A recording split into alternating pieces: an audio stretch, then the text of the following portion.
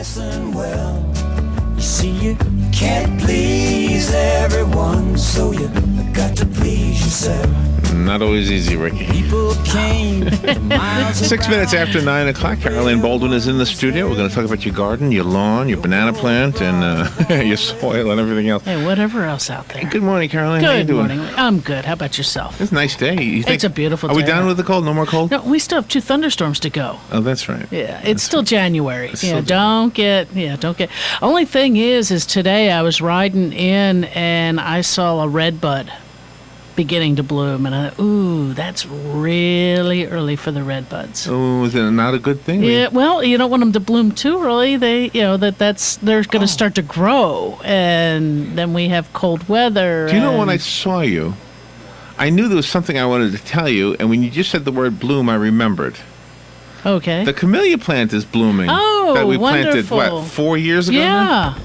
I can't see it. Yeah, it's- yes, I can. Yeah, I Yes, I see I it. think it actually, for the first time, looks a little bigger too. Looks right. Well, it took it a while. Took a long while. Yeah, but it does. I see 2 flowers. Yeah, it's got some. Yeah. And the only reason I noticed it is because I saw the gardening guys taking out huge loads. I think they took out all the banana plants. Yeah, it looks like it. They really did just clear all that stuff out. I guess I'm not real sure why they did, because I liked the look of Yeah. the bananas. Yeah, It said I'm in Florida. Yeah. It, that kind of stuff. But it could be the maintenance of them, and some people think they bring bugs Oh, really? and stuff. But and it could be there was an issue starting with them or something like that they were just getting to be too much of a pain. They've been there a long time. And when the cold comes, they're done. They're done for the year, and then they do if with proper care. They have to you leave them ugly and that's most people don't want to do that. You're right. That's me. I've got my Yeah. ugly one in the backyard. Good morning. You're on the air with Carol Ann. Yeah, good morning, Carol Ann. Good morning. Say, here we go, a brand new year of yard challenges. There you go. Yep. And I got rid of some problems last year. I took some big oak trees out of I just couldn't do any more with them, and it was just too much, so down they went. Okay. And I'm going to be laying sod. All right. The question is, are the sod farms producing yet, or is it a little bit too early, or how does that work? Most of them probably still are, but you got to realize it's probably going to be dormant. So Okay, it's yeah. they may or may not. For Bahia, you don't find Bahia for sale in the big box stores. You've got to go usually to the sod farm Right. to get it. I don't know if they're cutting right now. Yeah. I would think that maybe they would take a break. But then again, if somebody builds a new home and it's finished here the early January, people don't want to have to wait till March to put Yeah. grass down. You want to get it down as quickly as possible. It's going to take a little longer to get established. Yeah. Now, like the grass at the grass farms, like Bahia, Right. That is it's a dormant grass. It's not really growing now, is it? Right. No, most of the grasses, unless you're doing some irrigation, regular, Yeah. aren't growing. And if you went and got some sod and put it down, just because it is a dormant season, shorter days, Yeah. longer nights, a little bit cooler temperatures. Right now I'm saying a little bit, but it is cooler than what our spring and of course summer and fall are. Right. It does take a little longer. It may not be fully adhered to the ground in about 30 days. So Yeah. you may need a little more extended irrigation to it if you do it now, but it'll still take. It's Yeah. just maybe not the best time. Yeah. Is there any kind of a pricing situation on buying at this time of year or later on, getting a better value, or? I really don't think there is. It's kind of the same all year. I think it's the same all year. The only way you would get a difference maybe would be sometimes of being able to buy scrap. Oh, okay. If they've done and where they have to cut and pieces break, and they just throw it to the side, Yeah. and things like that. Sometimes you can get a better deal on that. You could even go, except again, it is January, trying to get seed to germinate. Yeah. This time of year would be a little more difficult, but you might Right. be able to mix it with some rye, Yeah. and that would protect that. protect the bahia while Yeah. it did get a chance to germinate. Yeah, I know myself. I had experiences with seeding and that, and it just it was failure after failure. And I tried all different techniques. Some that you advised me to do that. Some worked a little bit, but not enough. Not And, not well enough, yeah, so I right? said, the heck with it. I'm just going with the sod. And sod has always been very successful, although it's more expensive. Right. And it's a lot of fun throwing that stuff around anyway. So. Gets out some frustrations. Exactly. There you But go. real quickly, it Yeah. looks like we're going to have kind of a kind of a mildest winter here. I noticed the 30-day projection is for normal temperatures and normal rain. So it looks to me like we might have a little more frost or a freeze once in a while, but nothing big. Well, the normal temperatures would include frosts and freezes. Yeah. So it's just that we're not going to get excessive ones. We shouldn't be getting, or let's hope we're not getting those 20-degree ones. Exactly, or the ones in the high teens. Right. 'Cause we went through that a couple of years ago. Yeah, where we've had, I mean, people don't understand. Folks who've come down here in the last year or two don't understand how our winters are actually sometimes worse than winters from where they're from. Not because of the snowfall that they get, that they think theirs were worse, is because our fluctuations in temperature are 40 degrees. Oh, yeah. Of what your high at 1 o'clock in the afternoon could be 70, and then suddenly you're down to 22 at 5 a.m. And it's still dropping. Exactly. So, let's hope we're not going to, and we're just going to have a normal winter where you have that fluctuation up and down. Most of our cold fronts are usually ushered in by some rain. Right. We don't always get the rain, but it may be hit or miss around the area. And then usually your coldest nights fall on your full moons. Right, exactly. So you might be able to pace it that way, that it actually is something you can track, because weather is cyclical. It comes through in a normal year. Right. I know family and friends that do come down in the winter. They know now because I've kind of educated them. I said, you come down here, if you're going to stay at a motel, make sure the pool's heated. Don't figure you're going in the Gulf of Mexico or the ocean because unless you're a polar bear. They get all these advertisement ideas up there that this is a tropical palace down here, and it's not. It's not in this area. You have to go area. maybe down to the Keys. You might be all right, but you got to get way below. You've got to get below Orlando, but usually once you get below Orlando, I mean, I wouldn't go swimming in the Atlantic this time of year, but to go walk with your feet in it is, a different thing. But and the Gulf is usually warm, but still, to us, it's cold. For those who come down, if you got over there by Clearwater and Tampa, it might seem pretty pleasant to those who are from up north. Oh yeah, well I know it's a little better than when it's up there. A lot better. Okay. Yeah, thanks. I'm looking forward to your help this year.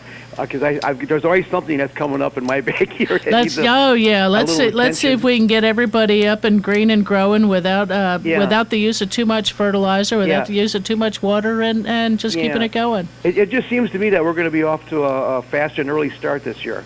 I think so. Yeah. Okay. Well, thank you. Oh, you're welcome. Yeah, Have a good day. Yeah.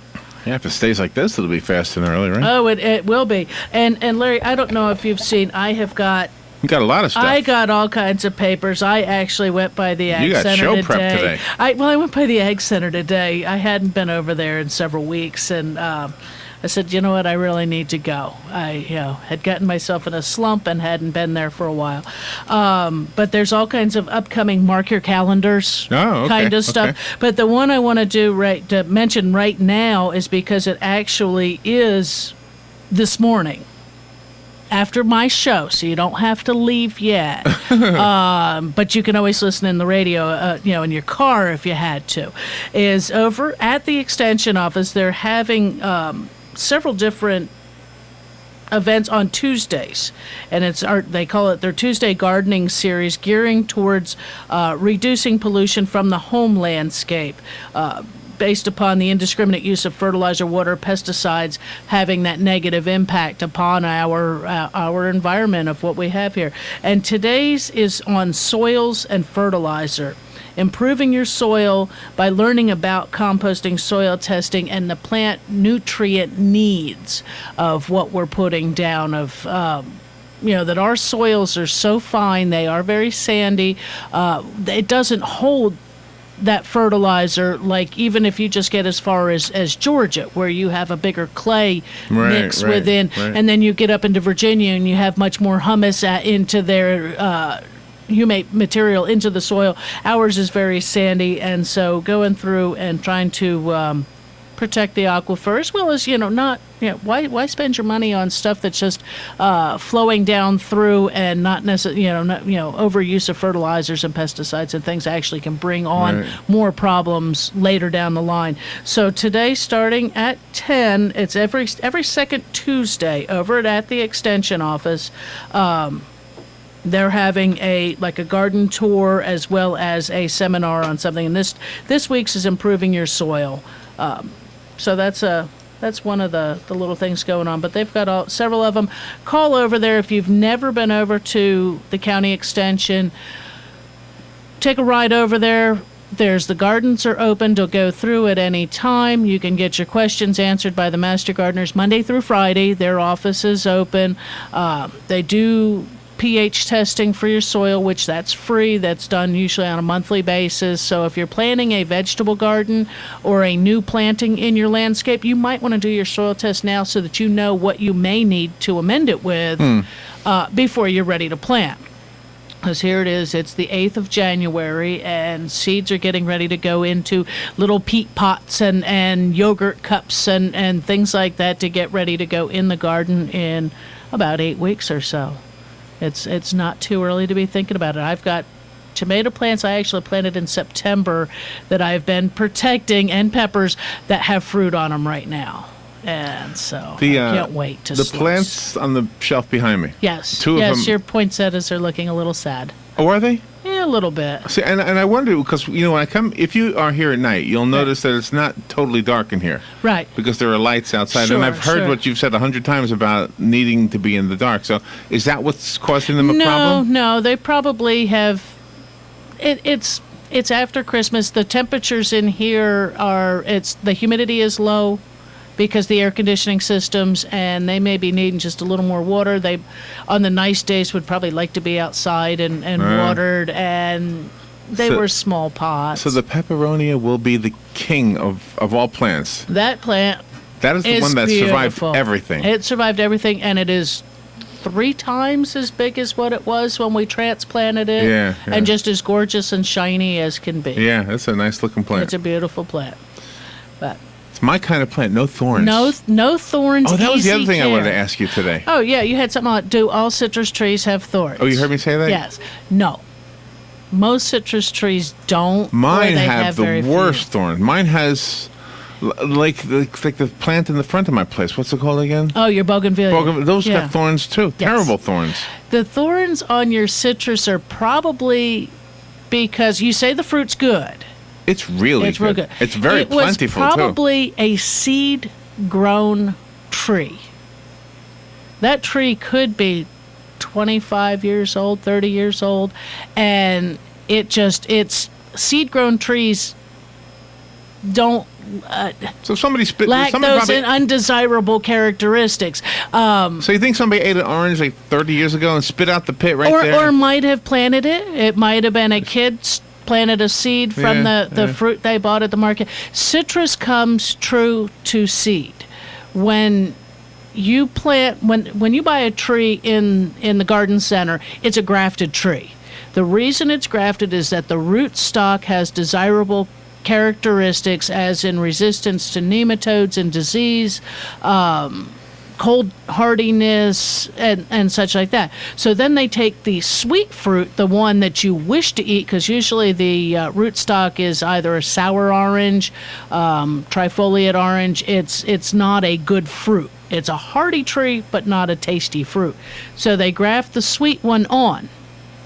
That sweet piece still takes on the characteristics of a hardy tree, but is usually thornless. Your sour trees, your trifoliates, have thorns But when you put that nice scion on there, that bud on there, it has the characteristics of that sweet fruit, which is usually no a thornless or fewer thorns. Some trees have These are painful still have a thorns. few. Some trees still have a few.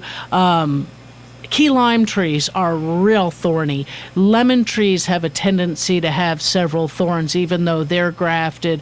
But most of your other sweet fruit citrus trees are pretty well thornless. You may get one here and there. Yeah. Just be careful. Oh, hurt I had, you. I had admired that tree forever, Right. but never really reached my hand into it. But I was helping two ladies get some oranges out of it, and holy mackerel!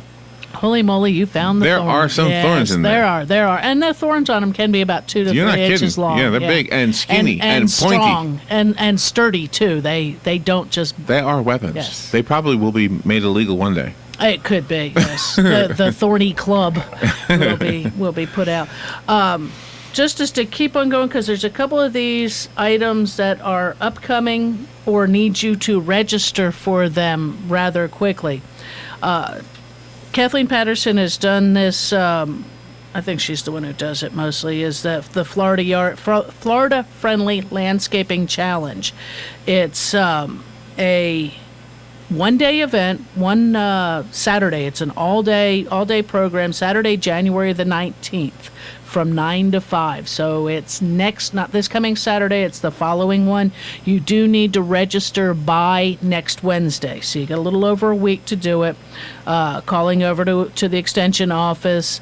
It's 671-8400. But they're going to go through all of the different principles of a Florida-friendly landscape.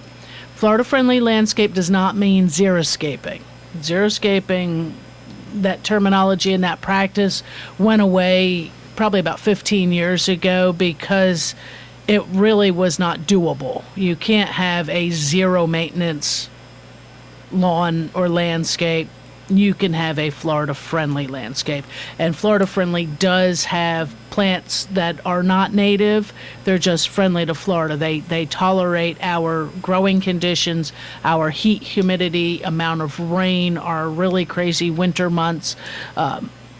And these are going to go through with efficient watering, proper fertilization for your lawns, the use of mulch to keep moisture into your landscape, attracting wildlife. We don't want to kill the lizards and the frogs and the toads and the bees. They are all beneficial to our environment. I like seeing them. Most of the bees you encounter out in a flower garden wouldn't hurt you. I'd like to get rid of the mosquitoes.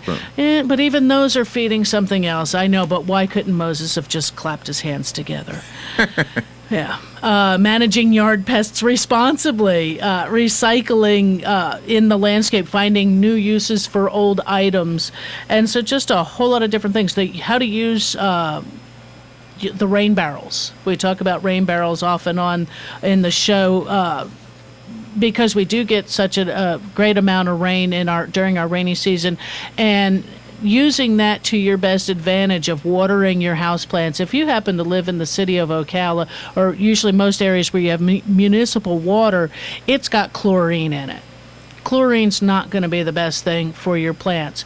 If you don't have municipal water, or even if you do, if you have well water, you have a water softener. If you happen to have that, you have salt in that. It's not the best thing for your house plants and your hanging baskets and things like that. So collecting rainwater makes a great advantage to watering those plants without having to turn on, many people have an outside faucet that's not on those systems, but having those for your house plants and things like that, and even just your regular garden. I wonder I'm guessing we water these plants with the Culligan water. I'm guessing. Probably. And the Culligan water is it's filtered municipal water. It still has chlorine in it, probably. Probably a little bit, but not near what it near what it would. It still has to have some because it's stored and how it goes through the systems. But, it's the little bit you're doing, that's probably not what's not making a big the deal, plants. right? Yeah. All right, let's go to the phone. And by the way, everybody's invited to call Carol Ann during the show. The number is the WOCA Climate Control Source Hotline, 622-9622. Good morning. You're on the air with Carol Ann. Hi, Carol Ann. This is Sally. Hey. I have a huge jasmine vine Okay. that we had to take down because the neighbors put up a new fence. Oh, And so now it's a tangled mess, and some of the leaves are clipped off. right. So what can I do to reorganize this thing? To Can I reorg- cut it back? You can. I would wait a little bit. Okay. It's just even, it's warm. Things are going to start to try to grow. I would let it, if you can even just leave it in a heap. Just tie it in a knot and pile it up. I threw it up on the fence, and I tried to, put it in the chain link. Right, so it right. would spread, but I suppose I'll find the dead ones when they start drying up, the ones that were clipped. Right. What I would do is wait probably about another month or so, maybe 6 weeks, and then you can cut it back. Because you're looking to wind it on the fence, I would probably go through and cut off, keep cutting until you can find something maybe you can work with. Okay. And then start from there. But you could probably cut that thing back without doing much harm. You may find out you've got just twigs. I mean, it may look like that, bare stems to begin with, to take that back down to, say, anywhere between 2 to 4 feet. Okay. And then if it's a mulched area or anything like that, I like to clean that out, throw that older mulch into the compost, put some fertilizer down, and then put fresh mulch. Okay, and then start from scratch by and by winding that in there, right? Yeah, weaving it so it's not a big heap anymore. Right. And if you can find some of them where you can leave it to 6 to 8 feet, that would be fine too. Okay. But so you can cut it to where you might be able to start to figure out some of the pieces and then send it going your opposite directions down your fence. But wait a month yet. I would still wait about a month. All yeah. Right. Okay. Thank you. You're welcome. Bye. Bye. All right, we've got a few more minutes before the bottom of the hour. If you'd like to call in, it'd be a good time right now. And you've got a lot more show prep, huh? I got 2 more. I got 3 more here. We'll do this one here, Ed, because this is another one that's coming up next Saturday. Not this coming Saturday, but the 19th is the 3rd annual Native Tree Giveaway. It's celebration of Florida Arbor Day, presented by the Marion Soil and Water Conservation District. It's from 10 until the trees are gone at the McPherson Complex Field. This is not the crepe myrtle sale. This is the native tree giveaways, and they'll have longleaf pine, red maple, dogwood, live oak, the common persimmon, Chickasaw plum, and a river birch. And if you have any questions on that, call the Soil and Water Conservation District, 622-3971, and it says option number 3. So I guess you're going to get a menu. Yeah. But I've got it here, and I'll have it with me next week should somebody have a question. And you've got the phone ringing. Let's take a couple of calls. Good morning. You're on there with Carol Ann. Good morning, Carolyn. Good morning. I have a problem. First of all, what is her name? The one who gives the courses. I took Kathleen. A course. Yeah, Kathleen Patterson? Yes. She said that the Xeriscape, the reason we don't use that is because it's actually a registered trademark with Arizona or one of those places out there. But it is practically zero. There's just cactus and rock. Right. My question, I seem to have a problem, especially with one property that has a real lot of knockout roses, which are beautiful at a distance for a little while, but up close they're just, I've read that, after the first year, you don't cut them at all, and that afterwards you can prune them about a third of the way down or close down, but and then get rid of the crossing ones and the spindling ones, which basically leaves you with just a few stalks. My biggest question is that I understand that if you have one that's, like a sucker that's shooting up and it's got multiple thorns, a lot more thorns, that's a root sucker and not part of the hybrid, and you should whack that off. On the knockouts are on their own rootstock.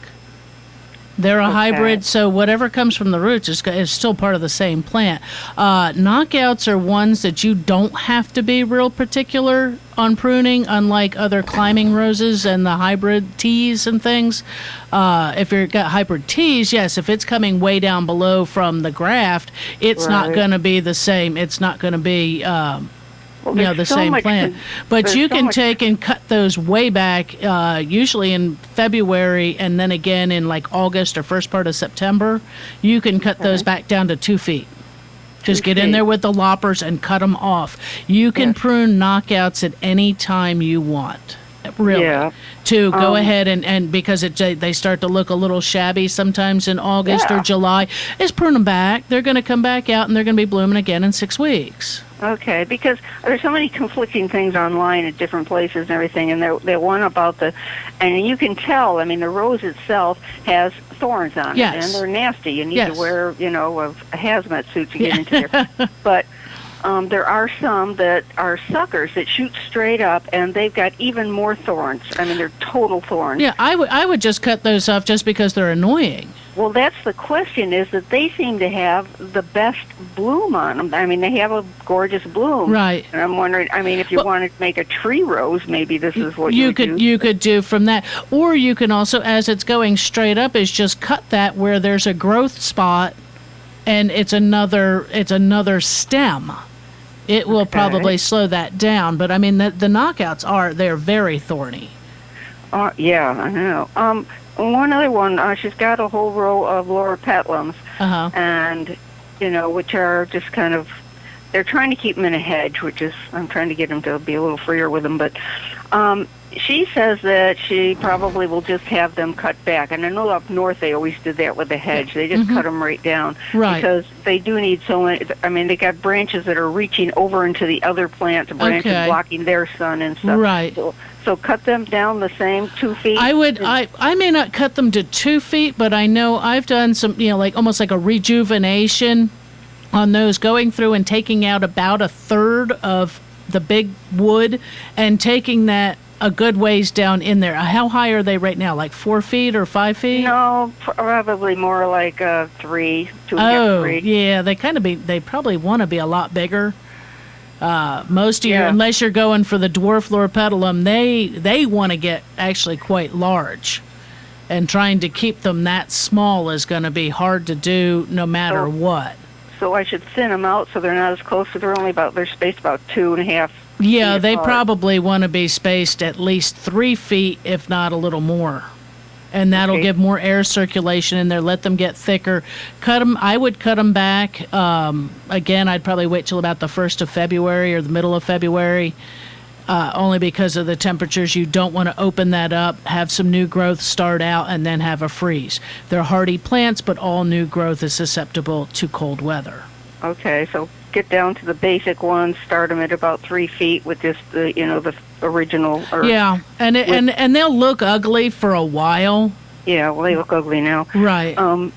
And you say take out the old stock, but let the new stock stay. I would cut. Yeah, I would cut out if you got some really heavy pieces that are just they're not. They just don't seem real viable. Make sure if there's any dead wood in there, get it out of there. It's no sense on trying to rejuvenate wood that's just not healthy and not growing well. So just be a little selective in there. You can cut them. You can cut it all back as you would a hedge. Make sure you've got your angling to it to where the sunlight's going to be the best Yeah. effect to it.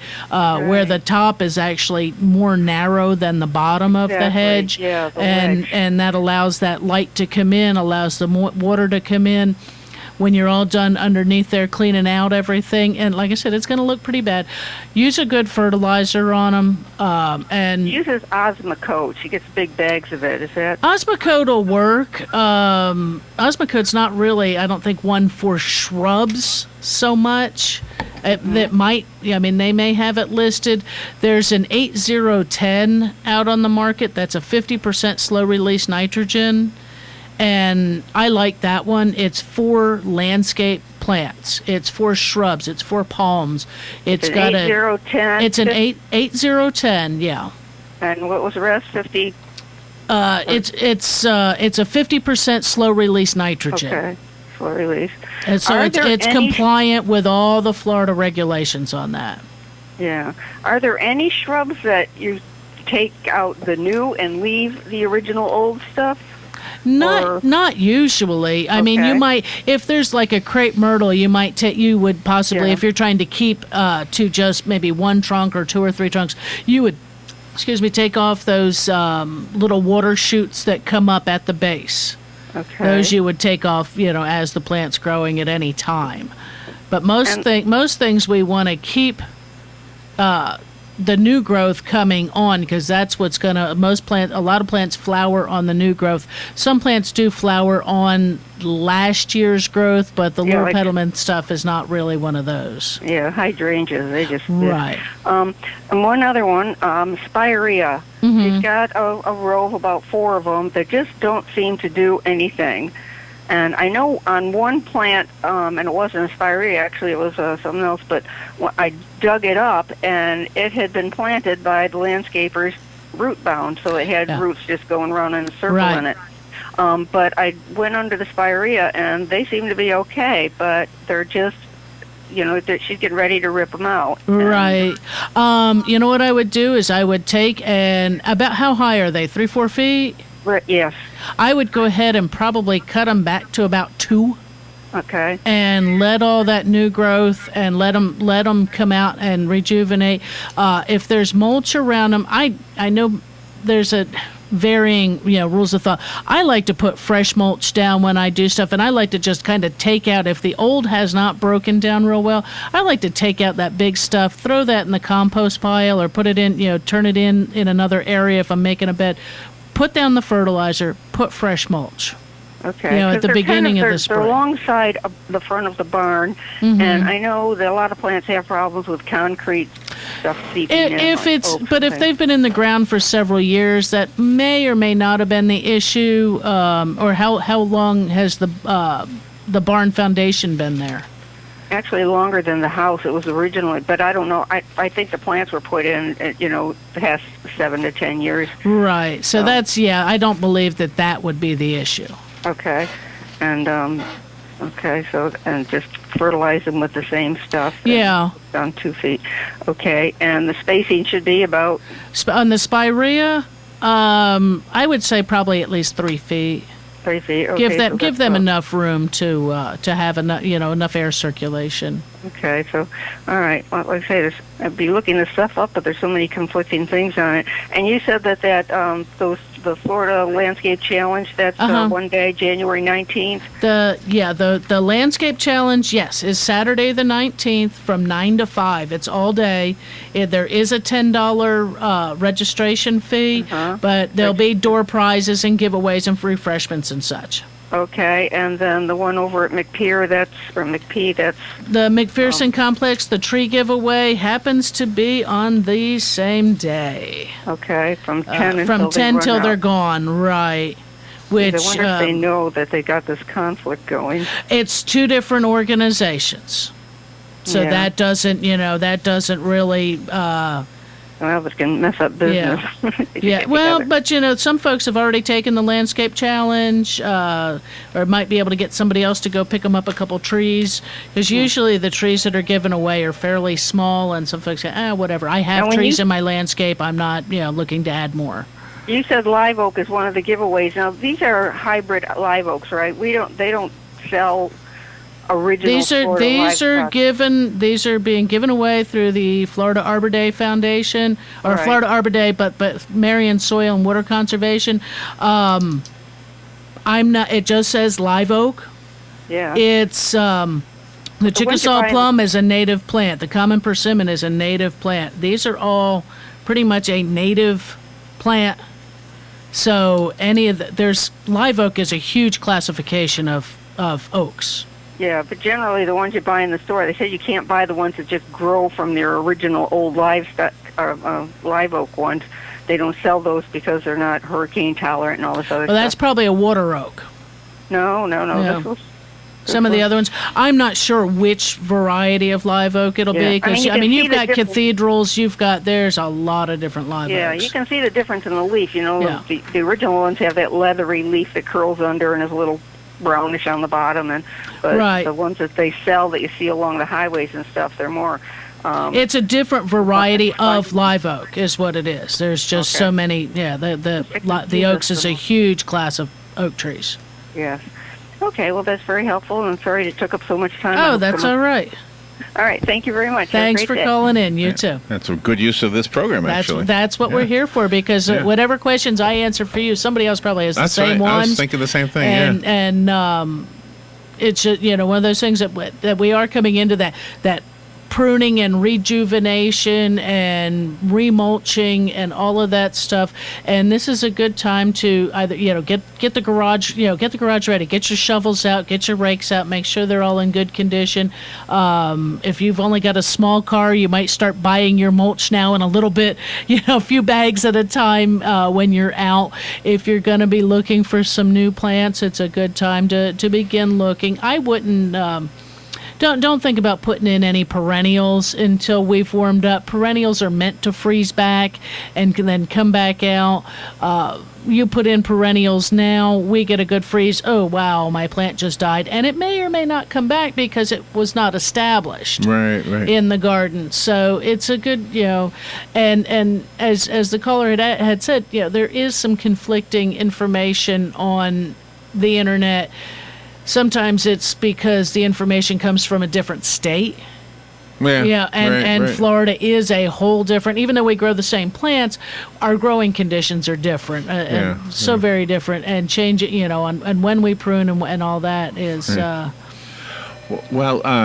Gosh, we have to take a little break. We got to take our We'll be right back. If you're on the line right now, and I know somebody's on there, just hang in there. It's a 2-minute break. We'll be right back with Carol Ann. We have Lena on the phone. Hi, this is Lena with ABC Fredericks Appliance. We service all makes and models and warranty our work and our used appliances, from Maytag to Whirlpool, Crosley, and Speed Queen. So stop in at ABC Fredericks Appliance to see our showroom 1/8 of a mile from the tracks on County Road 25 in Bellevue, or call 347-2781. That's 347-2781. That's 1/8 of a mile from the tracks on County Road 25 in Bellevue. ABC Fredericks Appliance. Great talking to you again, Lena. See you at ABC Fredericks Appliance. What you may have missed on the John Tesh Radio Show. Casual activities like taking a walk or listening to your favorite music increases the activity in the areas of the brain associated with concentration and decreases the levels of the stress hormones that limit memory. When people suddenly realize they have very different expectations, it can lead straight to that post-holiday breakup. The longer we sit, the greater our odds of developing deadly diseases ranging from diabetes to heart disease. On the John Tesh Radio Show. Don't miss this stuff. Don't get caught without your daily source of senior deals. Pick up your copy of the Senior Voice newspaper. It's your source for schedule and events tailored to seniors, with information you need, like a list of free events in the area. We even have Tom's Picks, a free referral for people who are looking for a company to do work for them. Tom's Picks will refer the company to you that fits your needs, and all we ask in return is that you tell them where you heard about them. For more information, call Tom's Picks, 352-804-1223. And pick up your copy of the Senior's Voice at most any business up and down the 200 corridor. Now read Ocala Downtown Newspaper online. The weather is brought to you by myfwc.com. Life jackets save lives. Where at Florida? A mix of clouds and sunshine today. There can be a shower, though, the high 78 to 82. Partly cloudy and mild tonight with a chance of a shower near the coast, the low 63 to 67. Tomorrow, partly sunny and warm, high 78 to 82. And on Thursday, sunshine, some clouds, and continued warm, the high 75 to 79. From the Florida Weather Center, I'm meteorologist Joe Lundberg. Thank you, Joe Lundberg. It's 17 minutes before 10 o'clock. Let's return to Carol Ann Baldwin, and you've got a garden, and Carol Ann, you've got a phone call. All right. Waiting patiently, I hope. Good morning. You're on the air with Carol Ann. Hi. Hi. I was waiting patiently. Thank you. I'm trying to help my mom out. We just ripped up some Mexican petunias on one side. She lives in a community, a retire. Okay. Active living, it's called community, and their houses are fairly close, and she'd like to have some privacy on the little patio that she's got. Right. And she had Mexican heather, but then she found out that it's invasive, and another neighbor said, "Oh, I got rid of it because it was coming up all over the place, and I wish I'd never put it in." So I ripped it up for her, and she wants to have something else in that place that gives her some privacy, but, that's easy to maintain, and that also it maybe has a flower. It would be nice, something pretty. So we're looking for something that's going to grow to about 4 foot, and is it in sun or shade? Well, It's got to be probably Because the Mexican petunia will grow in either. So, It's. I guess it's probably there's no tree. I mean, there are no trees out there. Okay. Tall trees. Everything is just out in the open. And I don't know about the sun, but I just know that there's no trees over this house at all. Okay. Is it? You don't know which direction it faces, so. No, I don't. Okay, no problem. Let me just see if we got some couple little ideas, and just looking for something that's going to go about 4 feet. Is because I'm thinking like some of the ornamental grasses can do that, can give you that height. The fountain grass and things like that. Not the pampas grass, but like fountain grass right. and things like that. Okay. Trying to think of going 4 foot if it's full sun. Oh, some abelia will get up and get you some sun. I mean, we'll get you some flowers, as well as it's not going to be a tight hedge, but would be a pretty, something at least that nobody's looking directly through, and that's an evergreen type plant. Some of the other, I'm trying to think of some of the ones I've got here and the size of them. And when I say Nandina, don't cringe. There's a common Nandina that people claim is invasive. I've not found it to be, but that one gets a little too tall. But there's like the firepower Nandina and some of the other ones which are hybrids of the Nandina. The seeds aren't viable, so it's not something that's going to come up. And those can be found in most of your garden centers or regular nurseries. You might even, I'm trying to think, there's some dwarf oleanders. The oleanders, though, can get a little bit of issue with some pests, with the oleander caterpillars. Indian hawthorn, that'll bloom, in the summer months, and that can be kept up to about 3 foot or so, 3 to 4 feet high. I don't know if any of these are being of any help to you. I'm trying to write them down. Oh, I'm sorry. I'm going a little fast for you. Okay, you said fountain grasses? Yes. That's what they're called? Yeah. Fountain grass. There's a red fountain grass. There's pink fountain grass. And then there's several other ornamental... Where was my ornamental grass section here to get you the name of some of them? You could probably even do like the lemongrass. Which that's going to smell good. The what do you call it? The muley grass, I think, is going to be too short for you. That's only about 2 foot before it starts to go out. But any of the most any of the fountain grasses, and there's several different ones. There's white, there's reds, there's pinks, there's variegateds. So all different, there's several different varieties of those. Finding your best varieties of those is I would probably hit a private nursery. Okay. Which I don't know what you're near to, whether or not Bob Wines would have them, Taylor, B&B.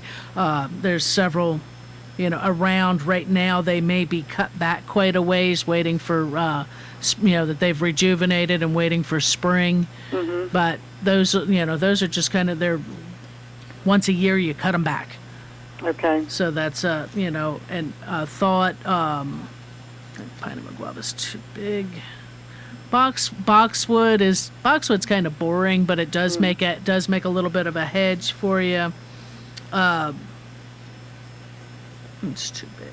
You could use some color and something that's not boring, Because, I would probably do abelia.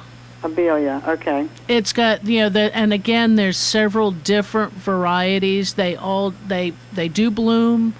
There's some with the foliage is variegated, so even if they're not blooming, it gives you some color. It's a little more loose in the way it grows. It's not a tight hedge, so it doesn't take a whole lot of maintenance to keep it neat. It's going to be a little more, a little softer in that look. Okay. All right, thank you. It's very Alrighty. helpful. You're welcome. Bye-bye. And thank you for the phone call. I think you have a call on the other line here. Nope, you did. So whoever was calling on the other line, call back. We've Call got back. an open line now. Got a space. And I'm just, while I can, I'm just going to go through these other two things I've got here. We've got a Florida Gardening 101. I'm not sure if this was the dummies, gardening class that came back as a new name. But this is one that'll be 5 different sessions. It's a Monday through Friday. And it's from January 28th through February the 1st. And this one's in the evening for those who happen to work from 6 to 8:30 p.m. It is $25 per person or $40 for a couple and is non-refundable. But this is also covering the materials that are being printed and some light snacks. And it's for those new to gardening or just new to gardening in Florida. You get the basics on amending soils, gardening basics, caring for your lawn, propagating plants here, vegetables and flower gardening for spring, and irrigation and pests around the home landscape. So it's, again, I think this one used to be the Gardening for Dummies series, but a good one for anybody new to the area. All right, jam-packed full of information today. Yeah. And you have another phone call. Good morning. You're on there with Carol Ann. Good morning. Good morning. I was away for about a year from my property, came back and found that my sago palms have that white. Has the scale. I had that trouble before, and I had the recipe to use on it, but I don't know what it is anymore. It's an oil spray.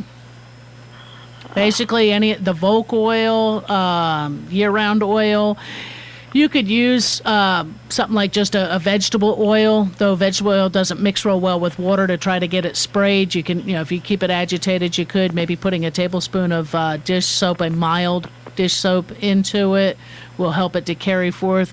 If more than 40% of the fronds are covered, cut them off and destroy them, and then spray the rest of it to the point of runoff, spraying the ground around it.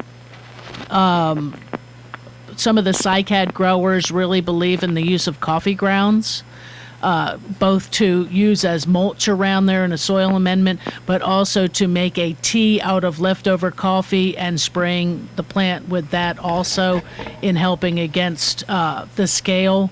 These are things you can do that are pretty well, if not organic, it's a little more friendly to the environment. But there's also a synthetic product out there that is the systemic that does help prevent it from coming back. I won't say it guarantees it won't come back, but it's something you only have to use once a year and to help to get the control back on there. And that would be the Merit product. It's got it's a 12-month tree and shrub insecticide. Bayer makes one. I think Ortho has one now. There you might find it under another couple brand names, but you're looking for that 12-month systemic containing Merit, or is a trade name. Imidacloprid is the chemical name, and that's mixed with water and put right at the base of the plant, allowing the root zone to take it up. Okay.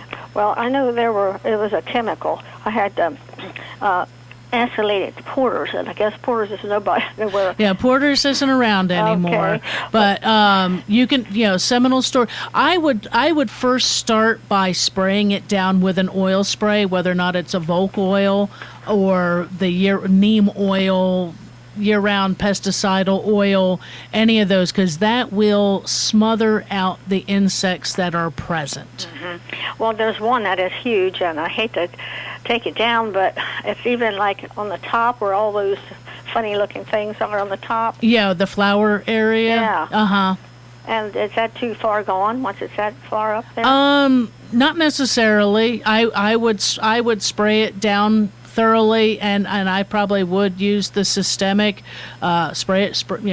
If you have to get some help in order to get up in there, and spray it to the point of runoff with an oil spray. And like I said, adding a tablespoon of dish soap. Again, something mild. Don't use the heavy duty, super concentrated or the antibacterial type dish soaps. Okay. But that'll just help to break some of that down off of there. If the fronds are really severely, if it's a lot, because that scale won't come off, you will have to come back and try to remove it. It doesn't fall off like another. You kill a beetle or a roach, it tips over and dies. You can sweep him up and throw him away. With the scale, you spray it, it dies. It just sits there until you physically remove it. By hitting it with Possibly with the jet nozzle of the the garden hose. Okay, now I'm looking at some in the backyard where they're all together yellow. It's too late for them, I guess. I would cut off the yellow ones. The tree itself may still be able to be saved. Okay, it may come back. Yes. From the bottom of it. I mean, just take all the fronds Just cut off all the fronds off the bottom. Anything that's yellow or brown, you can cut off the affected green, the ones that are still green, if you'd like. That's not mandatory, but a lot of times for people that's just easier, is to just gather them up into a garbage bag because you don't want to put them in the compost pile or anything like that. Just take them to. Take them to the dump and actually just get rid of them. Okay. Well, we have St. Augustine in the front, and I thought I'd put winter rye in. You can just spray. Just sprinkle that on top. You don't have to get it into the ground. No. You're right. You just need to put the winter rye seed down and water it in. You might take a rake and try to get it down past some of the runners and such down a little bit further. But when you turn the sprinkler on, usually that's going to take that down in there. Okay. Because you do have to water that to get it started. Okay. How long do you have to water it? A couple of days? I would probably water it a couple of days, and then, you may need to, water like once a week to get it going. Okay. And in the back I was going to put centipede. Mix it with rye because it's pretty bare back there. Okay. To get some greenery and keep it from eroding. Right. And then hopefully the centipede would spring up. Will take over. Right. Now, how much? It's mostly sandy. Okay. So, how would you work that into the soil? I would make sure the soil is ready to go, and you might water it like the day or two before that, so that the soil underneath is moist. And just put the seed down. And with that, you may need to water it a little more often initially, just to try to get that centipede seed started, because again, seed this time of year probably is not the best time to try to get that going. Yes, I thought maybe it would lay dormant and then, It should, and you're going to need to water probably that back a little more often as it's going, because it's going to take a little while to get that grass seed going. So if you water the front for like 3 days and then go down to like once a week or once every 10 days, once you see that the rye is growing, you can leave it alone. The back, I would probably water it that 3 or 4 days, and then I would be watering probably about every week at least, until you start to see probably more than just that rye grow, and you may still need to keep watering that one once a week. Well, I believe the instructions said you could plant the centipede in the winter. Yeah. And maybe it's too early for that. I don't know. It'll probably start. It's just in order to get it to try to come up without something else going after it and having it just sit there. Yeah. Is one. And just remember, centipede grass does not like a lot of fertilizer, which is nice. I got some 10-10-10. Is that too strong? You don't use a 10-10-10 on the lawn anymore. Oh, okay. Yeah, no. Then Florida, we've taken out the phosphorus because we don't need it. Okay. That's what I got at Seminole. Yeah, that's a flower and vegetable fertilizer. It's not a lawn fertilizer anymore. What would you put in for the centipede or nothing? Right now, probably nothing until it started growing and needed to be mowed. So you might even be talking in Milorganite in the middle of the summer. Okay. Yeah. Well, appreciate your time with me. Oh, you're welcome. Maybe some other people got some information too. Okay. But I thought maybe with having the ryegrass in, it might help the centipede up in the spring. You know? It probably will, because it's going to keep it protected for a bit, and so that way it's it's not going to be visible to the birds coming through to eat. Looking for any seed like that to scratch around. So just try to get that rye to come up, and like I said, the front yard you'll probably be good once you get that rye up. That's going to be fine. You won't really need to water that too much at all. The back you may just want to try to get that centipede seed to start to germinate and get it growing so that it'll be established as spring starts coming. Okay, well, I was hoping you'd give me a chemical for those shingles. It's the imidacloprid. It's merit. It's Bayer's 12-month tree and shrub. So that would take care of it now and then in the future. And it's gonna take a little while for it to actually kill that scale, but it will continue to assist at keeping that scale at bay for at least a year. And how do you spell that? The chemical name or the brand name is Bayer, Bayer. Okay. Yeah. And it's called 12-month tree and shrub. Okay. All right. Well, thanks so much. You're welcome. Bye. Caroline, good show. My goodness, lots of information today. Lots and lots. Yeah. Well, we're done. We're done. It's so we'll see you another hour next week. Next week. The middle of the first month of 2013. There we go. Yes, next week will be almost the middle. At noontime, it'll be the middle. Oh, okay. The 15th. And we have 31. All right, Carolyn. All righty, you have Larry. a great week. We'll see you next week, and I'll keep up with you on Facebook. All right. All right. We'll take a little break and be right back. I said hello to Mary Lou. Ocala's information station, 1370 WOCA. Ocala. The weather is brought to you by myfwc.com. Life jackets save lives. Swear it, Florida. A mix of clouds and sunshine today. There can be a shower, though, the high 78 to 82. Partly cloudy and mild tonight with a chance of a shower near the coast, the low 63 to 67. Tomorrow, partly sunny and warm, high 78 to 82. And on Thursday, sunshine, some clouds, and continued warm, the high 75 to 79. From the Florida Weather Center, I'm meteorologist Joe Lundberg. ABC News Now. I'm Karen Chase. Gun violence is in the crosshairs in many corners. President Obama is gathering experts from all sides of the issue at the White House this week to discuss it, including gun owners groups and victims' rights advocates. Another day of raw emotion is expected in a Colorado courtroom today as a pretrial hearing continues for the suspected gunman in the movie theater massacre. Some survivors say he has no heart after watching him show no emotion yesterday, while first responders described the crime scene. Police in Chicago are trying to solve a murder mystery after finding evidence that a lottery winner died of cyanide poisoning a day after collecting his nearly $500,000 in winnings. The check was cashed a month after his death. Google executive Eric Schmidt helped North Korean college students Google information during his controversial trip to the reclusive nation, whose new leader, Kim Jong-un, has called for using technology to rebuild his nation's battered economy. South African officials don't suspect foul play in the death of Snakes on a Plane director David Ellis, found dead in his hotel bathroom. This is ABC News. Geico says, let's make life simpler. It's a fact of modern life. Switching isn't easy. Your bank, your cable company, your girlfriend. Let's just say each switch comes with a certain degree of difficulty. But switching to Geico, now that couldn't be easier. First of all, it only takes 15 minutes. And just like that, you could be saving hundreds on car insurance. No muss, no fuss, no irate, vengeful, significant others. Geico. 15 minutes could save you 15% or more on car insurance.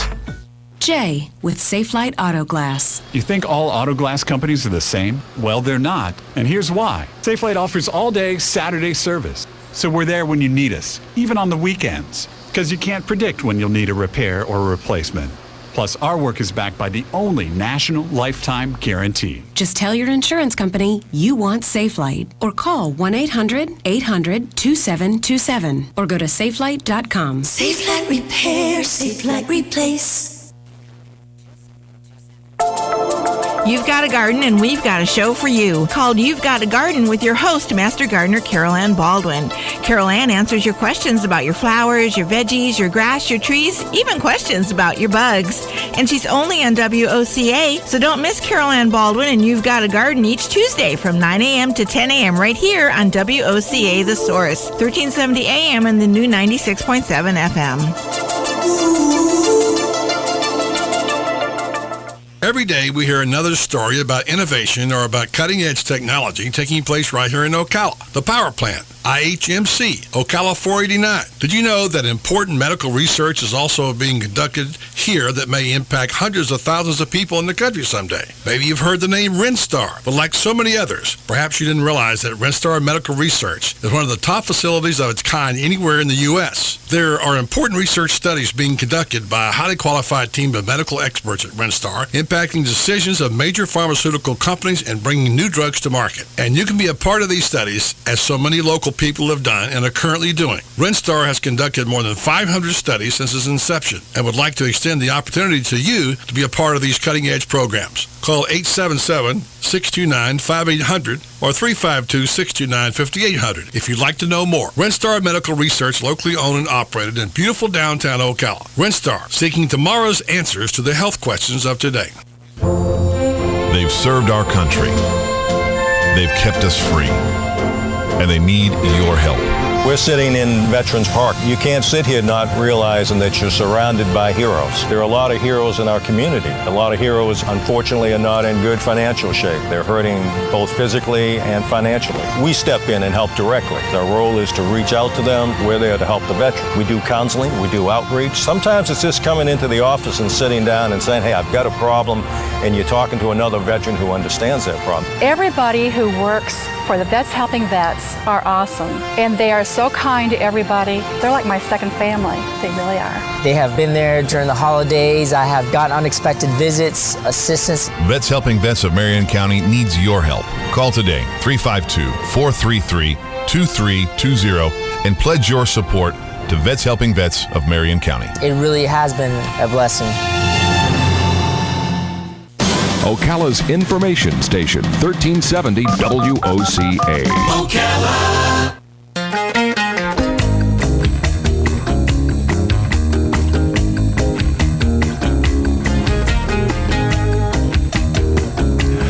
All right, 6 minutes after 10 o'clock. Thank you for tuning in. The other day, Robin, I was sitting on the floor with a large box, and in the box was photographs, and it was like the history of everybody I've ever known. Wow.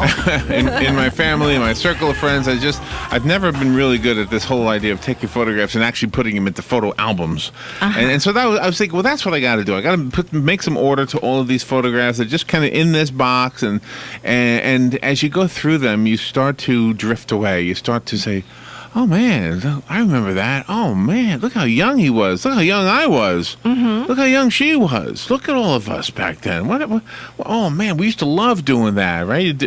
Everybody does this every once in a while, right? Right. And it gets, it's a little sad, you know? But I don't like being sad. I like breaking out of the sad. And so I dwelled there just a little bit. And I said, you know what, though? I got today, because today, one day, if there's a photograph taken today, I'm going to look at that photograph in 10 years and feel the same way. Yeah. So why long for something I can never have, which is in these photographs? I can never go back in time, unless you know a secret from Einstein or something. I'm working on it. Well, today is another one. I can start over today. I can make something happen today. The children are grown, but gosh, I can still have a life, can't I? Magical Journey seems to be talking to me, although I think it's mostly written for you ladies. Katrina Kennison is the author of the book. She has her work published in so many different places. I don't even know if we have time to mention them all. I'll mention a few. O, which is the Oprah magazine, Real Simple, Country Living, Family Circle, Red Book, etc. Magical Journey is not her first book. She's the author of The Gift of an Ordinary Day and Mitten Strings of God, and that list goes on and on also. It's an honor to have her on the show with us, and it looks like, although I haven't seen the book, my notes make me believe this is a memoir. Yeah. Magical Journey. Katrina Kennison, we are looking forward to hearing from you. Men go through this too, by the way. Good morning, Katrina. Good morning. How you doing? are so right that men go through it too. My husband lived through this right along with me. All right. So tell me, where are you, first of all? Where are you calling from? I'm in New Hampshire. I'm surrounded by snow. Oh, my goodness. Isn't that a beautiful place? Yeah, looking out my window, watching my neighbor on her snowshoes walking through the field. Oh, wow. See, the grass is always greener when there's snow on the ground, isn't it, Robin? Yes, it is. Yeah. Very much so. Okay. Well, now that you made us a little jealous, even though most people are jealous to be here where we are. Yeah, exactly. Tell me about the book. Am I right? This is a memoir? It is a memoir. It wasn't really a book I expected to write because I'd just recently written a book that was all about, as you say, appreciating the moment, appreciating family time, the kids, and really paying attention through those teenage years with an awareness that the day will come when the children will grow up and they'll leave home. And so I thought I was preparing myself for that day. But when it happened, I really was not ready at all. And I actually tried to sneak past my 50th birthday without any kind of a celebration. It was just too hard for me to accept the fact that I now had fewer days left to live on this earth than I had lived already. So I kind of thought, well, maybe if I ignore the birthday, I can also escape the changes that come along with getting older. Well, you're speaking of two people. Robin and I have had this discussion ourselves. We're in the same boat. We're all three in the same boat. Yeah. So I'm glad to have company, and I'm glad there's women in the boat. I don't want to be with a bunch of guys. All right, so He's a manly man. You know what I love? I love the alternate title: An Apprenticeship in Contentment. Well, apprenticeship is really the operative word, because if we could just learn that lesson about how to be content with what we have, how to be happy, we would bottle that, we would sell it, everyone would drink the magic potion, would be happy all the time. Done deal. Well, I look at my dog, and I think that's the way my dog lives. She's content. Absolutely. You know, she's scratching, she's eating, she's sleeping. Our dogs are biggest teachers about filling your heart with unconditional love and joy and living in the moment. And I actually have a little plaque in my house that says, I want to be the person my dog thinks I am. Oh, yeah. Well, you want to be a dog, too.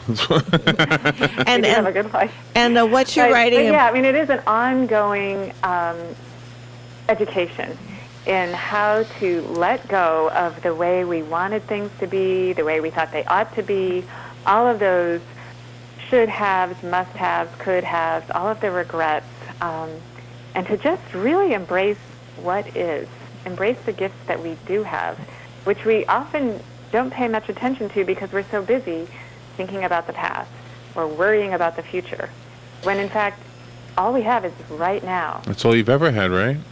Yeah, it's all we ever have. Yeah. And, the enlightened souls know that, the Buddhas, the poets.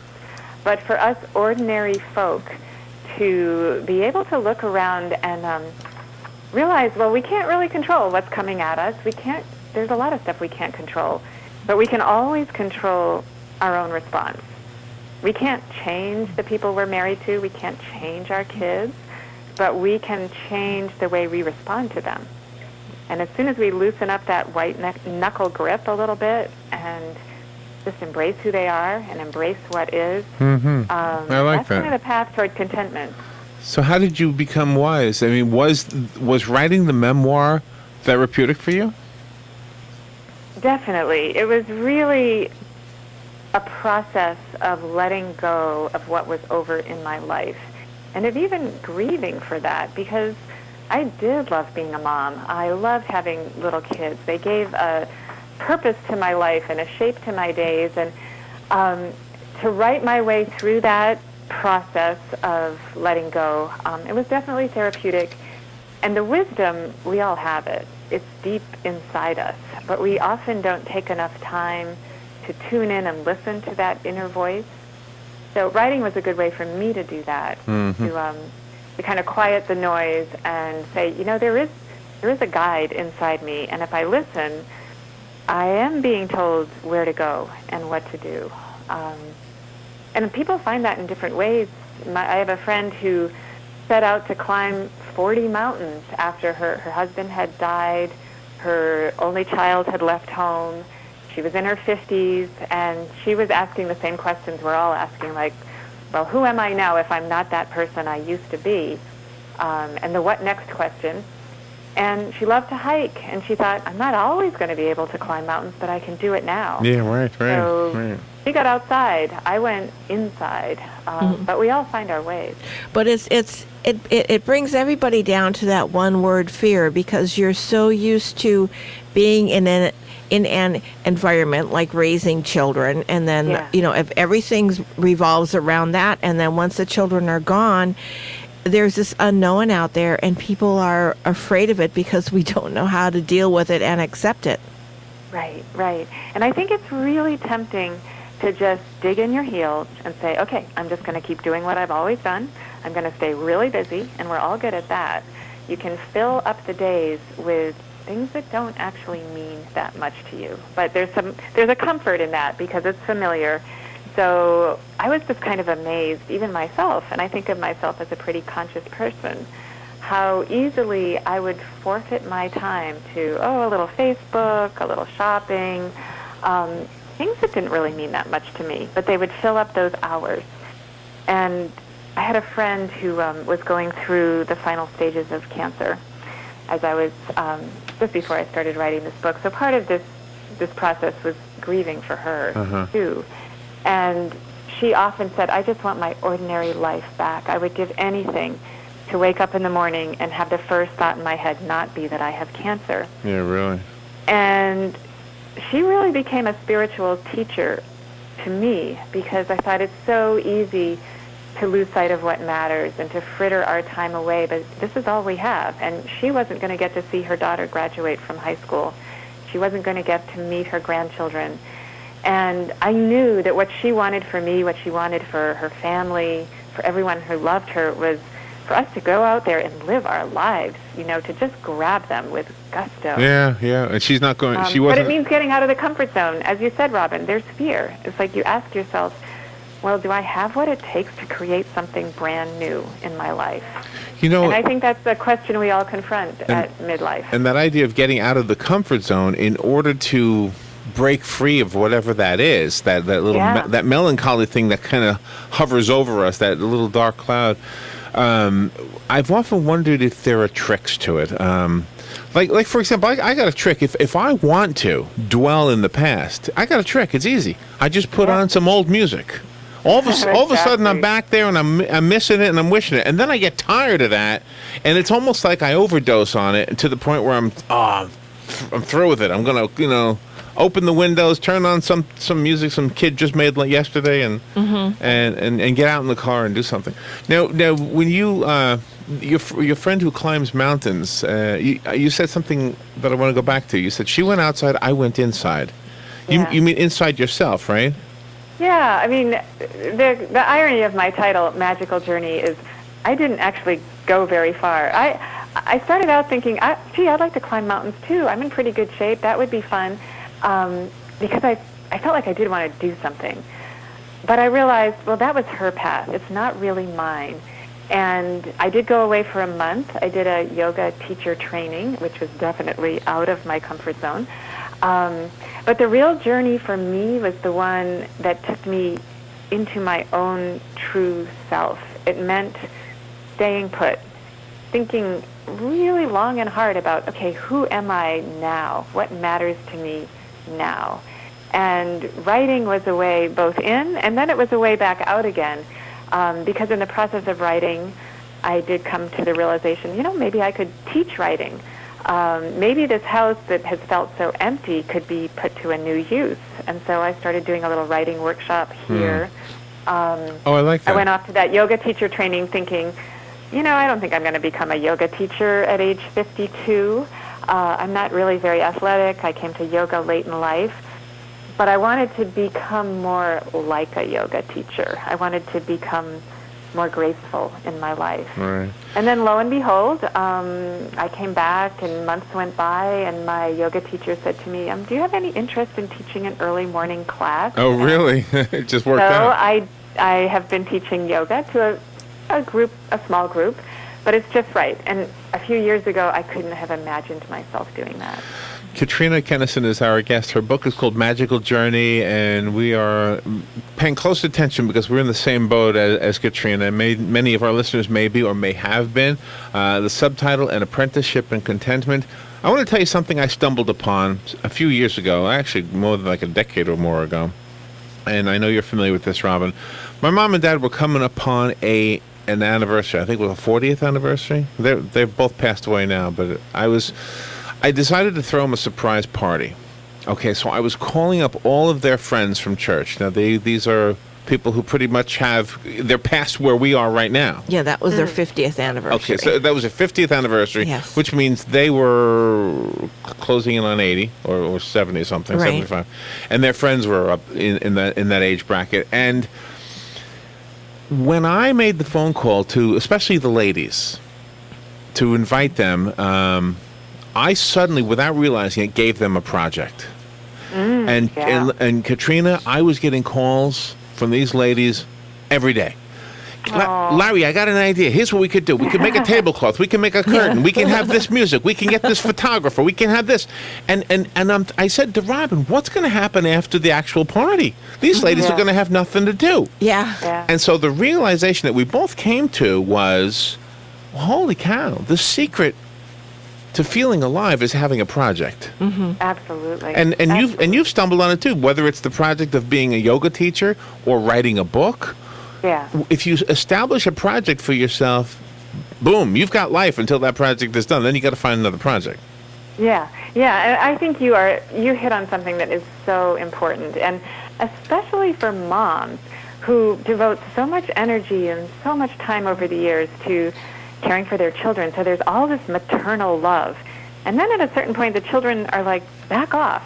I don't need that anymore. That applies to dads, too, because dads love their children. So what do we do with all of that love and energy? Well, there's a big wide world out there, and there's a lot of love needed, and there are lots of places for that energy to go. And one other thing I did was start volunteering at a local hospital. I did a Reiki training, which is very simple. It's just kind of hands-on. So I go over to the hospital, and not long ago I went for Veterans Day, and they had organized a workshop for the vets, and there were these guys who were in their 80s and 90s, veterans from World War II, and one of them had decided he was the host for that day, and he was welcoming in the other guys, and he must have been 90-something. Well, he had a project, and that was to get those vets in, to get them to try vegetables, to get them to try Reiki healing. And I was so impressed by this guy because I thought, and he also works as a greeter at the hospital. And he says, I come in, I have my cup of coffee at 2 o'clock because I don't want to fall asleep at the desk. And I thought, this guy's going to live a long time because he's bringing his love and his energy out into the world. Oh, wow. Another thing is that a person gets emotionally charged when they feel that they have a purpose in life and it's not gone. Yeah, exactly. And my neighbor is a great case in point. She's had just horrific health problems, and she's not able to work anymore, and doesn't have a lot of money. And she said to me, she loves dogs, though, and she loves my dog, and she was spending a lot of time with my dog. And so then my mom started to think, well, gee, I wonder if she could take my dog in when I go away. So my neighbor, Debbie, said, what am I going to do with my life? And I said, Debbie, I think you should just keep doing what you're doing. Well, sure enough, a couple years later, she has dogs coming and going all the time. She is the most in-demand dog sitter because she massages the dogs, she bathes them. She took them all to get their nails done at Christmas time, and they all came home with red toenails. So she's got a little business. She's in demand. She loves what she does. She's out every morning with a little pack of dogs trailing her through the fields. Is that the lady in the snowshoes? Yeah. Was she out there? Was she with dogs when you saw her outside just a while ago? Was she with her dog? Yeah. She was with my dog and a couple other dogs that she's taking care of right now. We're getting to know you. We're getting to know the neighborhood, in fact. Right. Well, she's got her car draped with sheets. It's so funny to see her going up and down the road because my dog always gets the front seat, of course, because she was the first. But the back seat's full of dogs, and He takes them on walks, and it's just expanded her world so much. And again, I couldn't have pictured this a couple of years ago. Katrina, how important is socialization? It's always important, I guess, but I mean, is that one of the things that we forget to become involved in? It's just the simple act of sitting down with somebody and have a cup of coffee or that kind of thing? Yeah, that connection, I think, is really, really important. And the connection that comes when we start to share our stories with each other. Because I think we can, as we get older, we look around and we think, well, everyone else has this all figured out. And here, I should have it all figured out now, too, because here I am, 55 or 60, and I'm sure no one else is struggling the way I'm struggling. Well, of course, that's not true at all. Right. And as soon as you open the door a little bit and start to talk about what you're struggling with, you realize that you're not alone. And that's why I think it was attractive to read what your book was about. And as I said in the beginning, even though the press material seemed like it was a book written for ladies, I was saying, you know what, I'm not going to admit to it. I'll just read it anyway. Right. I used to hide different kinds of books. Now I'll hide this kind of book. Put in the freezer. Nobody will find it there. Yeah, well, my husband, of course, he reads everything I write. But this was the book, I think of everything I've written, this is the book that hit home for him. And the other day I said, I got to go on the radio. I'm not really sure what my one-liner about the book is. I'm not sure I know how to talk about it. And he just said, oh, well, your book is about change. And, of course, I realized he was right. And I had seen that, this change was as difficult for him to negotiate as it's been for me because, when the kids left home, he lost something, too. Yeah, right. And he's 10 years older than I am, so he's at an even different place. And he's realizing, if we don't travel now, we might not get to do it. So let's make some plans. Let's be romantic. Yeah. Let's enjoy each other while we can. Right. Yeah, because you never know what crossroads you're going to come to in life. All of a sudden your health might go down. There might be some kind of financial difficulty. And you have to pay attention to each other right now. How do you give advice to people to do that instead of finding instead of each one finding one particular thing and exploring that avenue of solo? Yeah.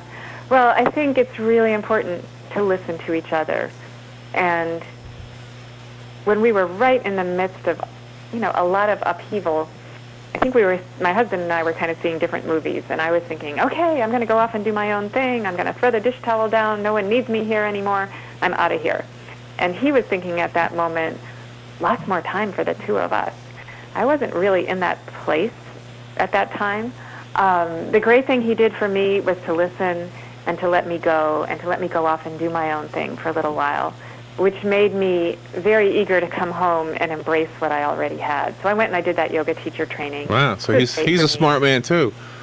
He was a smart man. And you're our age, so I'm guessing you know this story of John and Yoko. Oh yeah. Right. You remember when John decided to go out with this other Asian girl? Mm-hmm. I didn't follow it that closely. Okay. Well, Yoko said, "Go ahead, Yeah. You'll come home." Yeah. I mean, it must have broke her heart to see him do that, but he did. I mean, he did exactly like she said. He'd come home. He did. Mm-hmm. Well, and that idea of finding ways to be together, new ways to be together, even when we're apart, I think can strengthen a marriage as time goes on. So right now, my husband and I we're both looking at the same horizon. We want to go out and do things together. But that's not where we were a couple of years ago. I mean, I felt like I need to go stretch my wings. And that's and that is healthy too, because you have to figure out what's healthy for yourself before you can find out what's healthy for the couple. Yeah. And just to be flexible. I mean, you asked about advice, and I think listen really carefully. Like, what is that person trying to tell you? What do they need? And maybe it's not exactly what you want to hear, but there's something huge about being heard. And my husband was able to say, I'm afraid you're going to go off and do this thing that's going to be really intense, transformational, and it's just going to create more space between us. So suddenly I could see what he was afraid of. But he also said to me, I think you heard me. And that's what I needed, is for you to really listen. And that was a really big step for us as a couple. So that idea of putting your agenda aside and listening. And that's something we all can work on. You know, I think your subtitle might be the answer to the question, what is the secret to life? Or the meaning of life. I think the meaning of life is to be an apprenticeship, to be an apprentice of contentment, and an apprenticeship to contentment. In contentment, I'm saying the whole thing wrong. But, you know, the idea of us eventually figuring out what it takes to not want. You know, there's a passage in the Bible, I'm always bad at quoting the Bible, but it's, I shall not want or something. You shall not want or something like that. I know what you're saying. And that's kind of, maybe that's what we're supposed to be heading toward, the point where we're content. Yeah, you know? I mean, and contentment is really about accepting things as they are, accepting ourselves as we are, and life, which is messy and beautiful all at once. And what more could any of us aspire to, really, than to have the chance to have a good, long apprenticeship? You know, the hardest thing to be content with, well, one of the hardest things, is when somebody passes and the thing you want is for them to be back. Yeah. I mean, just those heartbreaking stories out of Connecticut, those children, I'm sure those parents right now want those children back, and that's tough. That's tough to be content. It absolutely is. And it's not as if, you know, it's a cliche to say time heals, because those are wounds that will never, ever heal. Yeah. I think the best anyone can hope for is that you get a little more used to living with the loss, and you realize that life can encompass and embody both sorrow and joy, that those moms and dads will laugh again. They will feel happy again. It doesn't mean that the sadness will ever go away, but I'm sure. that there's room for both. One of the joys in life is getting to meet people, and we just met you, Katrina, and it was a joy. I'm looking at the clock and wondering, how did it go by so fast? The half hour is over. We need to give information about the book so that the listeners can buy one, and your publisher will be happy. It's called Magical Journey, an Apprenticeship in Contentment. I have enjoyed the conversation so much. Katrina Kennison is the author of the book, and let's start with websites. Do you have a website? I do, KatrinaKennison.com, and I blog there every week. And the website and my writing there is all about appreciating the gift of every ordinary day and celebrating the magical journey of life. And there are lots of wonderful readers who comment, and, you know, there's an ongoing conversation there on the blog. Do you have an ebook? I mean, is this available as an ebook? Do you like ebooks? It is. Publication is today, and I did an audio, so you can hear me read the whole thing. Oh, wow. Oh, nice. There's an ebook, and it's, as of today, it's in the stores, and it's available online. You are a lady who conquers and tackles projects, and that's what's keeping you going, Katrina. It sounds like you get more than one project at a time, too. Well, enjoy the snow. Enjoy your neighbor with your dog. Go get some snowshoes and climb that mountain. Some coffee with her. Yeah, great. Yeah. It was so nice talking to both of you. Great. Yeah, we agree. Great conversation. Katrina, thank you so much. We'll take a little break and be right back. Look who just walked in the room. Joel Wiesner from What's Up Ocala. Hey, Joel, I'm looking for something to do this weekend. You got any ideas? Absolutely. Check out our event calendar online at www.whatsupocala.com, and there is plenty of events there for you. Daily news updates to event reviews and magazine articles. Really? We've organized it all in one place online for you to cut through all of the hassle of finding something to do this weekend. We have a daily event calendar, a bi-monthly magazine, and we also do daily news articles. All right, Joel, that's perfect. Thanks so much. Yeah. WhatsUpOcala.com. Cookies, cookies, cookies, cookies. When you want something special and fun for any occasion, get cookies. That's right. The Great American Cookie Company in the Paddock Mall, Ocala will make a delicious, fun-filled delight just for you. You might notice that I said fun and delicious more than once. That's because I can't say it enough. The next time you're at the mall, be sure and stop by or call 352-237-2557 to place your order. Cookies, cookies, Yum. cookies, cookies. We go cookie eating cookies. The Great American Cookie Company. Every day we hear another story about innovation or about cutting-edge technology taking place right here in Ocala. The power plant, IHMC, Ocala 489. Did you know that important medical research is also being conducted here that may impact hundreds of thousands of people in the country someday? Maybe you've heard the name Renstar, but like so many others, perhaps you didn't realize that Renstar Medical Research is one of the top facilities of its kind anywhere in the U.S. There are important research studies being conducted by a highly qualified team of medical experts at Renstar, impacting decisions of major pharmaceutical companies and bringing new drugs to market. And you can be a part of these studies, as so many local people have done and are currently doing. Renstar has conducted more than 500 studies since its inception and would like to extend the opportunity to you to be a part of these cutting-edge programs. Call 877-629-5800 or 3